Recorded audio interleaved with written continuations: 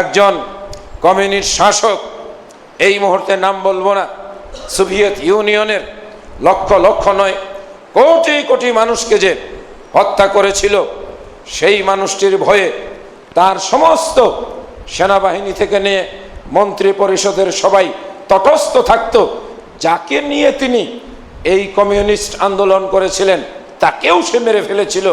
এত নিষ্ঠুর, সে ঘুমাইলে তাকে কেউ ডাক দিয়ে উঠাতে পারতো না। সারাদিন ভয়ঙ্কর ব্যক্তিটির অফিসের কাজকর্ম সেরে নিজের ঘরে যখন দরজা বন্ধ করে ঘুমাইতো, যতক্ষণ সে না উঠতো কেউ তাকে ডাক দিত না। একদিন ঘুমাইছে আর উঠে না, 8টা 9টা 10টা যারা তার ওই যে খেদমতের লোক সবাই হাজির, ডাক দেওয়ার সাহস কেউ পায় না। বডিগার্ড, সেনাপতি, স্বরাষ্ট্রমন্ত্রী, না ডাক দেওয়া যাবে না, ডাক দিলে আমাদের গরদান থাকবে না। 11টা বাজে 12টা বাজে, কি ব্যাপার উঠে না কে? দুপুর গড়াইয়া যায়, সর্বশেষ সিদ্ধান্ত না, যাই কিছু করুক দেখতে হবে। দরজা ভাঙ্গা হলো, ভিতরে গিয়া দেখে অহংকারীর পতন। সারাটা ঘরের ভিতরে মাথায় স্ট্রোক করছে, পায়খানা করে প্রস্রাব করে ওই পায়খানার মধ্যে ওটার মধ্যেই গড়াগড়ি করে। মুখে, ঠুটে, মাথায়, সমস্ত শরীরে পৃথিবীর সবচাইতে ভয়ঙ্কর কোটি মানুষের হত্যাকারী এই মানুষটাকে আল্লাহ পাক প্রস্রাব পায়খানা খাওয়াইয়া নিকৃষ্ট ভাবে তার শেষ বিদায়ের ব্যবস্থা করেছে। আল্লাহু আকবার। আবার মশা দিয়াও কাউকে ধ্বংস করেছে, পানিতে ডুবাইয়া ধ্বংস করেছে, কখনো কখনো প্লেগ দিয়ে ধ্বংস করেছে। আজকের বর্তমান বিশ্বে করোনা ভাইরাস, এটাই তো আমাদের মূল আলোচনার বিষয়। আমরা কি করব? আমাদের জন্য পরিষ্কার, আমাদের জন্য রাসূলের শিক্ষা। এই জন্যই তো আমি বলেছি আমাদের জন্য কি আছে? রাসূলের শিক্ষা।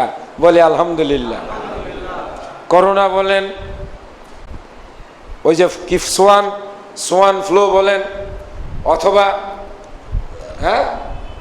আরো যে বিভিন্ন নামের এক একবার তো এক একটা আসতেছে। এগুলো আল্লাহর ক্ষমতা।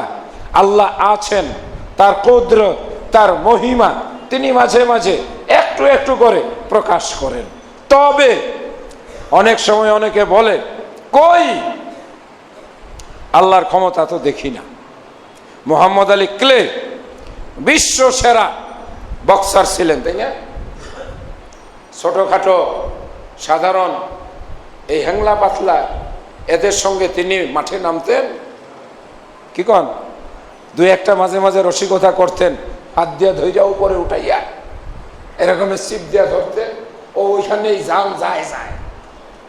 তাহলে এইবার বুঝো, আল্লাহ সুবহানাহু ওয়া তাআলা যিনি হলেন আহকামুল হাকিমিন, যিনি হলেন ইন্নাল্লাহা আলা কুল্লি শাইইন কাদির, যিনি হলেন সর্বময় ক্ষমতার মালিক, যিনি হলেন হাইয়ুল কাইয়ুম, চিরঞ্জীব, চিরমহিয়ান, চিরমহান আল্লাহ। তিনি কি ফেরাউনের সাথে, নমরুদের সাথে, হামানের সাথে, আবু লাহাবের সাথে, আবু জেহেলের সাথে বর্তমান সময় অথবা বিগত 100-200 বছরে পৃথিবীর মানচিত্রে যারা ভয়ঙ্কর ব্যক্তিরূপে আবির্ভূত হয়েছিলেন, কমপক্ষে একজনের নাম বলতে পারি, জার্মানির হিটলার। একটা নাম বলতে পারি, সবাই বলে, বাকিগুলো সতর্কতার সঙ্গে অ্যাভয়েড করে গেলাম। কি বলেন? আসে নাই? এদের সঙ্গে আল্লাহর খেলা সমান সমান হয়? চীন, আমরা কিছুদিন আগেও দেখেছি, এটা বাস্তব সত্য কথা। যারা এই আলোচনা দূর থেকে শুনছেন অথবা পরে শুনবেন, দয়া করে বিরূপ মন্তব্য না করে বিষয়টি হৃদয় দিয়ে উপলব্ধি করতে বলবো। আমরা দেখেছি একদিকে ক্ষমতায় পরাশক্তি, দ্বিতীয়ত অর্থনৈতিক বাণিজ্যে পৃথিবীর শীর্ষ পর্যায়ে পৌঁছার এক প্রচণ্ড প্রতিযোগিতা। এশিয়া তো পুরাটাই যার অর্থনৈতিক জোনে পরিণত। খোদ আমেরিকা, এমনকি ইউরোপের অর্থনৈতিক বাজারে যে চীনের প্রচণ্ড দাপট, আর্থিকভাবে এতটাই যারা সমৃদ্ধ, এক পর্যায়ে আমাদের কাছে খবর আসলো আল্লাহ সুবহানাহু ওয়া তাআলা চীনাদের এক সন্তান নীতির কারণে জনসংখ্যা এমনভাবে কমে যাচ্ছে, আগামী 500 বছর পরে, 1000 বছর পরে চীনের বিভিন্ন শহরে বাতি জ্বালানোর মতো মানুষ আর খুঁজে পাওয়া যাবে না। এটা হলো একটা খবর আসলো। রাজ্য হারা, সম্পদ হারা, চাকুরি হারা, যাদের কোনো রাজনৈতিক সাপোর্ট নাই, যারা বড় অসহায় দুর্বল, কিন্তু একটা শক্তির উপরে বিশ্বাস করে, আর সেই শক্তিটাই হলো আশহাদু আল্লাহ ইলাহা ইল্লাল্লাহ। এরা কিন্তু এক সময় শক্তিশালী চেঙ্গিস খানের বংশধর, যারা পরবর্তী সময়ে মুসলমানদের মঙ্গোলিয়ার বংশোদ্ভূত, পৃথিবী প্রকম্পিত করা সেই সব শাসক গোষ্ঠীর বংশ পরস্পরায় চলে আসা উইঘুর মুসলিম সম্প্রদায়। কথা ঠিক কিনা? এখন তো আমরা এক নামে চিনি চীন, এক সময় আমরা এক নামে জানতাম সোভিয়েত ইউনিয়ন। তখন আমরা জানতাম না ইমাম বুখারীর জন্মস্থান উজবেকিস্তান মুসলিম রাষ্ট্র, তাজিকিস্তান মুসলিম রাষ্ট্র, এইরকম আরো কয়েকটা মুসলিম রাষ্ট্র। যখন মার্শাল টিটোর যুগোস্লাভিয়া ছিল এক রাষ্ট্র, তখন আমরা জানতাম না যুগোস্লাভিয়ার বসনিয়া হার্জেগোভিনা একটা মুসলিম অধ্যুষিত রাষ্ট্র। এইরকম চীন, বিশাল বড় চীন, এর ভিতরেও বিলুপ্ত হয়ে গেছে এক সময়ের 1000 থেকে 1200 শতাব্দী ইংরেজিতে যারা দাপটের সঙ্গে এশিয়ার বিভিন্ন অংশ, বিশেষ করে মঙ্গল থেকে মুঘল, একটা শাখা মাত্র, চেঙ্গিস খান, পৃথিবী কাঁপানো শক্তিশালী শাসক। পরবর্তী সময়ে এদের রক্তের মধ্যেই মুসলমান শাসকের আগমন। সেই শাসকরাই, যেমন বর্তমান মিয়ানমারের ভিতরে একটি মুসলিম রাষ্ট্র, মাথা উঁচু করা, যারা শিল্প, সাহিত্য, সংস্কৃতি, এমনকি যখন কলকাতায় বাংলা ভাষার কোনো চর্চা ছিল না, যখন ঢাকায় বাংলা ভাষার তেমন কোনো চর্চা ছিল না, তখন ওই রাষ্ট্রের রাজধানী আরাকানের রাজ দরবারে বাংলা ভাষার কবিদের বৈঠক বসত। বিশ্ব সেরা কবি আলাউল এই আরাকান রাজসভার সদস্য ছিলেন। কি গো লাইব্রেরির সভাপতি? কথা ঠিক কিনা? সেটা ছিল মুসলমানদের একটা স্বাধীন রাষ্ট্র।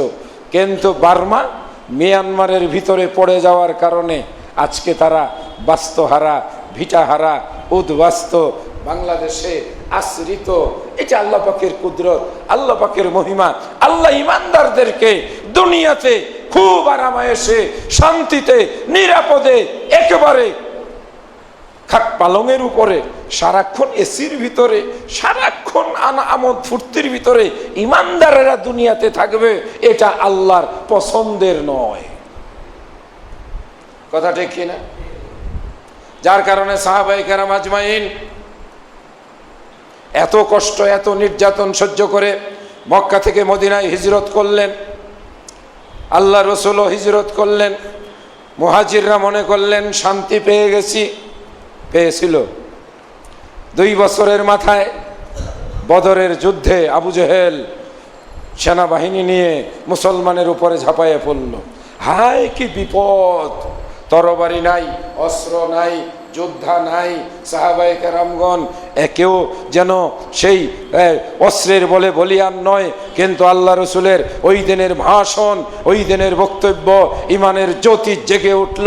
তরবারি নাই, বল্লম নাই, যাওয়ার জন্য পর্যাপ্ত ঘোড়া নাই, মদিনার মধ্যে বসে নয়, মদিনা থেকে বর্তমানে 120 কিলোমিটার দূরে আমার সেখানে যাওয়ার সুযোগ হয়েছিল, বদর প্রান্তরে, যেটা বর্তমান সৌদি আরবের ইয়াম্বু শহরের কাছে, যেখানে এই মরুময় হলুদ রঙের বালু অতিক্রম করে আল্লাহর নবীর এই সাহাবারা কি ইমানের বলে বলিয়ান হয়ে সেখানে যুদ্ধে গিয়েছিলেন। সুবহানাল্লাহ।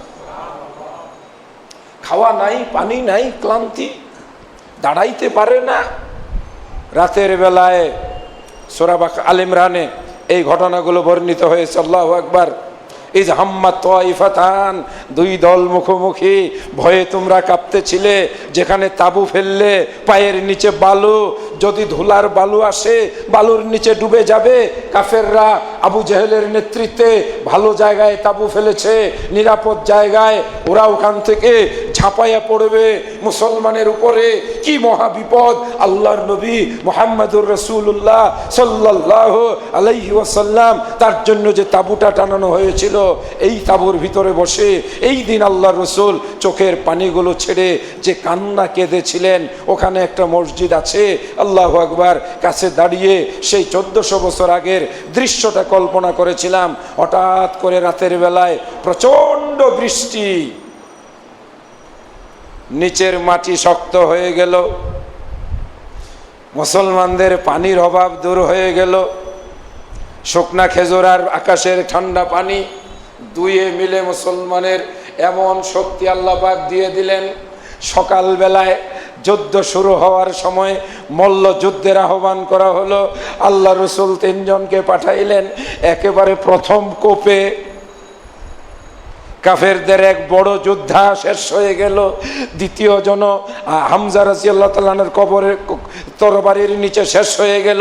আলী রাদিয়াল্লাহু তাআলার তরবারির আঘাতে একজন নিশ্চিহ্ন হয়ে গেল। এই শক্তি, এই বল আল্লাহ পাক ইমানদারদেরকে বালা মুসিবত, অসুখ বিসুখ, বিপদ আপদ দিয়ে তাদের ইমানকে আরো সুদৃঢ় করে তোলেন।